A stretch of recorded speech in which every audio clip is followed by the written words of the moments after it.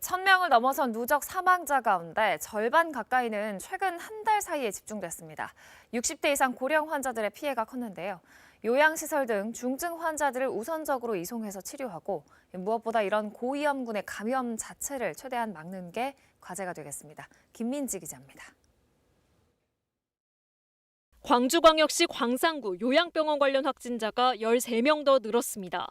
누적 확진자가 78명인데 이 중 입소자만 54명입니다. 이처럼 노약자가 많은 취약시설에서 감염이 확산하며 최근 사망자가 크게 늘었습니다. 국내 코로나19 누적 사망자는 이제 1000명이 넘었습니다. 이 가운데 절반 가까이는 3차 유행이 본격화된 최근 한 달간 집중됐습니다. 500명이 되는데 9개월이 걸렸지만 1000명은 한 달밖에 안 걸린 셈입니다. 3차 유행으로 확진자 수 자체도 증가한 데다 60세 이상 확진자 비율이 더 늘었기 때문입니다.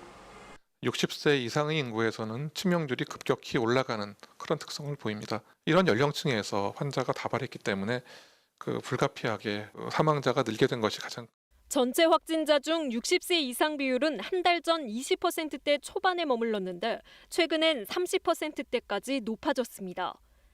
사망자의 감염 경로를 보면 절반 정도가 의료기관과 요양시설인 것으로 나타났습니다.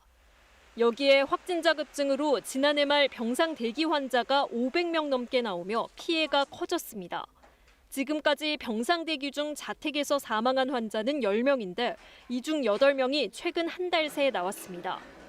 발병 후 3주 정도 시차를 두고 사망자가 발생하는 걸 고려하면 사망자는 당분간 계속 늘어날 것으로 우려됩니다.